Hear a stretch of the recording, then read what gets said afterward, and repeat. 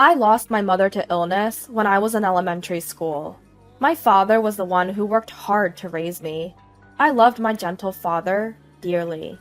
When I married my husband Ethan, my father shed tears and said, "Please, take good care of Lily." My only concern was Ethan's parents. Both my father-in-law and mother-in-law graduated from prestigious private universities. They were true elites. Father-in-law established his own company when he was young and literally made a fortune in one generation. However, not long after we married, the company went bankrupt. It was because mother-in-law, who was registered as an executive, spent too much of the company's money. My desperate in-laws suggested moving in together. "Clearly, we're going to have children, and we can't afford to support you," Ethan argued. Listening to my husband's words, I sighed with relief. Unless there was a need for caregiving, I wanted to avoid living with my in-laws. It seemed my husband felt the same. Then father-in-law yelled, "Are you repaying the kindness of raising you with ingratitude?" Mother-in-law began to cry. "This is what happens when you marry a woman from a poor family. You've become rotten to the core." My in-laws wanted to live together. We wanted to avoid it. The conversation got nowhere. "It's really impossible to live together, but maybe we can send some money." My husband said that, and I glared at him. But paying money meant we wouldn't have to live together. I chose the option that would lighten my mental burden, persuaded by my husband. However, this was the beginning of our troubles. The agreement was to provide $300 a month, but they kept asking for additional money every month, saying, "We can't pay for medical bills and medicine," or "My back hurts, so I need to go to a chiropractor." I had my doubts about whether this was true, but I didn't feel like going to check. If we refused, they might bring up living together again. I grappled with frustration, but endured the constant begging for money. Our finances were barely making ends meet every month. That's why I started working part-time at a bar, leaving my young son Noah at the childcare center. The bar paid well, and they would let me take home leftover food. Somehow, we managed to stabilize our finances. And when Noah turned 10, my husband was ordered to transfer by his company. Since the transfer was to a rural area, Noah and I considered moving with him. But my husband said, "It's better to be near your father," and thought of my father, who lived alone. My father's house was about 20 minutes away by train. The transfer location was at a distance that required the use of a bullet train. I decided to rely on my husband's words. While I was working at the bar, my father would take care of Noah. He seemed happy to spend time with his grandson. I would take home food from the bar, and my father, Noah, and I would gather around the dining table. Noah, who never warmed up to his paternal grandparents, was unreservedly affectionate with my father. My humble and grandson-loving father, on the other hand, was the complete opposite of my in-laws. They would brazenly claim to be my parents and eat and drink as they pleased at the bar where I worked, leaving without paying. I paid all their bills. They didn't come often, but they seemed to show off to friends or juniors when they did. Once or twice a month, it still hurt to pay for them from my part-time earnings. The manager often sent something and gave me substantial discounts, saying, "You're always working hard." I want to splash beer on them someday. How satisfying that would feel. I indulged in fantasies of defeating my in-laws. In the fall of Noah's junior year in high school, preparing for university entrance exams, I received a call from my husband. "I can come home in the spring." "Really?" "Yeah, and with a promotion to boot. I really put you through a lot. Let's live happily together again, the three of us." Next spring is looking busy. As soon as I hung up, the electronic sound of an incoming call rang out. Thinking it was my husband, I answered without looking. "What?" I inadvertently let out a careless, deflated voice. "Hello, this is the city hospital?" The caller explained the urgent matter in a tense voice. My father had collapsed and was taken to the hospital. He had stopped to buy Noah's favorite pudding at a convenience store and fainted in front of the cashier. I grabbed only my wallet and phone and rushed to the hospital. Although I couldn't get many details, I was told my father was in emergency surgery. "Dad!" I called out to him, praying, "Please make it. Please." When I arrived at the hospital, I gave the reception staff my father's name. "I heard he's in surgery now." I pressed the staff at the front desk, drenched in sweat. "Please head to the 4th floor." I was directed to the operating room. The surgery wasn't over yet, so I sat on the bench, praying and waiting. Several hours later, the doctor informed me the surgery was done. The diagnosis was a stroke. There would be a slight impairment in speech and motor functions, but I was nothing but grateful that his life was spared. Dad's condition gradually stabilized. During my free time, I visited the hospital, talking to Dad, even giving his immobile hand a massage. "Dad, today, Noah." I made sure to tell Dad all about Noah.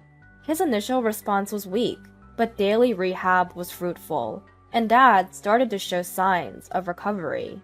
One day, while massaging his hand as usual, Dad weakly grasped my hand. It was the first response since the surgery, and I was so happy that I cried. "Dad, you did great."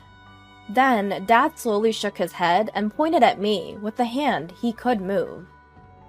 "Thank you," he stuttered, smiling. He should have had difficulty moving his facial muscles, yet he smiled at me. Stroke aside, Dad seemed to have aged, becoming smaller. I recalled him at the wedding. "Take good care of Lily," he had said, firmly shaking hands with my husband. Strong, dependable hands. Now they had become small, so it was my turn to protect Dad. I firmly grasped my thin father's hand, encouraging myself. I had to leave the hospital before evening as I had a part-time job at the bar. I hope Dad continues to recover. I started my job full of hope. My in-laws were the first to enter when the shop opened. "Lily dear," they called cheerfully. They brought along 2 men, a bit older than themselves. I didn't care how they were related, and didn't care to know, so I led them to their seats, following the restaurant's protocol. "As soon as you sit, order as much as you like," said father-in-law. "Don't worry about the bill," added mother-in-law, as if they won't just push it onto me again. I focused on serving them, hiding my annoyance. I'd just had good news about Dad, after all. The peaceful events at the hospital were ruined by the in-laws in front of me. Sure enough, they knew no bounds. They ordered beer, soju, sake, one after another. The table was a mess, with spilled drinks and food scraps. The 2 men they brought seemed drunk and started harassing me. "Hey, wife, bring the beer, quickly!" What a shame. Our daughter-in-law here. Really, such an incapable wife. The in-laws began to loudly criticize me on purpose. I tried to hold back since I was at work, but my heart couldn't contain it. "Excuse me, customers! There are others here. Can you please quiet down a bit?" I attempt a desperate counterattack. I hoped that by speaking loud enough for other customers to hear, it would embarrass my in-laws. "It's just a party. Who cares?" That's what they mean by "you can tell where someone's from." "Look, your plate's open, ma'am." Fueled by alcohol, their remarks escalated. "It seems she was raised so carelessly because she has no mother." I was so entangled by my mother-in-law's words that I couldn't respond. I was already holding back at the edge of my limits from having my daughter Noah insulted. But now they're even mentioning my late mother. I've always wanted to splash beer on them. Imagining defeating my in-laws like this had become part of my daily routine. That day, I was virtually pouring a bottle of flat beer over their heads. In my imagination, of course. And in January, Noah was accepted into his first choice private university. On the day of the acceptance announcement, my husband also called and brought the happy news that he could come home the day before Noah's graduation ceremony. We would both be attending Noah's graduation. The night of the graduation, we had planned to celebrate Noah's success and my husband's promotion at the bar where I worked. But that meant we couldn't avoid inviting my in-laws. My father was still in the hospital, so he couldn't come, but ignoring my in-laws would cause problems later. I prayed that they would be busy, but if they knew we were treating them, they would definitely come. They were two such despicable people. When I called to invite them, sure enough, both agreed to come. Noah's new private university is known nationwide as a prestigious institution, and my father-in-law pompously said, "He inherited my genes." Well, see you on that day. I quickly ended the call. The night of Noah's graduation, I happily walked to the restaurant with my husband and Noah, the three of us together, after a long time. The in-laws had already arrived by taxi, I was informed. The restaurant manager had kindly prepared a private room for our celebration. Just thinking about my in-laws made my stomach ache. Still, I decided to smile as much as possible in front of the family and entered the restaurant. We took our seats and toasted with bottled beer for the adults, juice for Noah. "Noah, congratulations!" My husband smiled warmly at him. "Congratulations on your promotion," I said to my husband, raising my glass. "I'm really looking forward to college in the spring," Noah exclaimed. "Here, this is from Grandpa." I handed Noah a cherry-colored envelope. Grandpa here refers to my father, of course. From Grandpa? Noah joyfully accepted the envelope. It's not much, but he said to enjoy college life. Grandpa prepared this celebration gift with a nurse's help, even though his hands still aren't moving properly, I explained. Just knowing my father's feelings was enough. I had reported to my in-laws over the phone that my father had a stroke and was hospitalized. They were out playing and only responded, "Oh, really?" Watching them, it suddenly hit me. "Speaking of which, it's really tough, huh? A stroke," he said nonchalantly. I was used to it by now, so I brushed it off. Yes, it is. But the progress is good. My father-in-law didn't seem to like my indifferent attitude and mocked my collapsed father. "It's a brain disease, right? His head's gone crazy, hasn't it?" Noah's brow furrowed as he looked at father-in-law. Quick to counter, my husband spoke up. "Is that any way to talk?" "But it's the truth, isn't it?" "Yes, it's a brain disease, right?" The in-laws were not at all shaken by their son's argument. The boastful in-laws couldn't help but enjoy the misfortune of others. "Just stop it," my husband began to say, but I held up my hand to his face. Then I splashed the lukewarm beer that was left in the glass right onto father-in-law. The flat beer left in the bottle was poured over my mother-in-law. I could endure them speaking ill of me. If it doesn't reach Noah's ears, I can bear it, but I couldn't stand to hear them say that my father, who had raised me with all his might, was crazy. My father's hand had become so small. It was up to me to protect that hand. I glared at my in-laws. "Don't mock my father." The in-laws were at a loss for words, having beer suddenly thrown on them. "It was just a joke! Come on!" Father-in-law retorted in a low voice. My husband then countered, "Dad? Mom?" They slowly looked up at their son's voice. "There's a reason why I invited you here today." My husband pulled out a single note from his wallet. He placed it where the in-laws could see, like a slap in the face. On it was a detailed list of the in-laws' extravagant spending. A bus tour with friends, luxury spa treatment, purchasing designer bags, and much more. "You can find out about this stuff easily," he said. The in-laws no longer tried to make eye contact. Everything my husband had found seemed to be true. "If you can afford to live so luxuriously, you don't need our support anymore." I quickly followed up. "No, that, well..." Cutting off father's indecisive words, I said, "You don't need it, right?" "But just the allowance," mother-in-law pleaded. "No, we won't send any more money. We're cutting ties too." My husband stated firmly, "Please go home."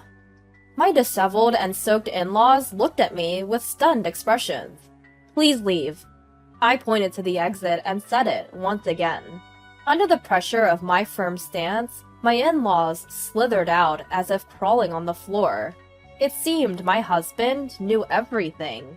He knew the torment I was going through. Apparently, Noah would sometimes stop by the bar to say thanks for the meals. But, embarrassed to be seen by me, he waited until I wasn't there.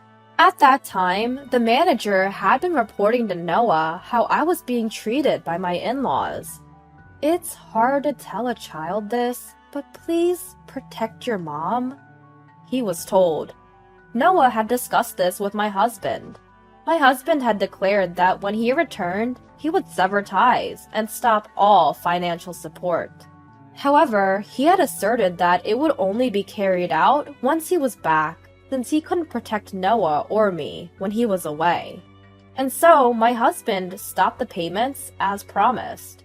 Every day, my in-laws called, probably to demand the money. Before cutting ties completely, I unleashed everything I wanted to say to my in-laws. There's nothing to fear, since I'm ending this relationship. After ending the call unilaterally, I blocked my in-laws' contact. A few days later, my in-laws seemed to have asked my part-time job's manager to help them get in touch with me. They did this multiple times during business hours. The manager, annoyed, lost his temper. "Don't ever come back to our store," he yelled, throwing an empty beer bottle and chasing them out. In the conversation between my in-laws at that time, I heard words like payments and monthly installments. So it seems they are likely taking cash advances or making installment payments, unable to lower their standard of living. Serves them right. I'm now working at the second bar, opened by the manager. He made arrangements to ensure that my in-laws couldn't harm me if they came to the store. My father will be discharged from the hospital soon, and it's decided that we'll live together in this house. My husband and Noah both fully agreed. As I cleaned the room that will be dedicated to my father, I thought back to his small hands.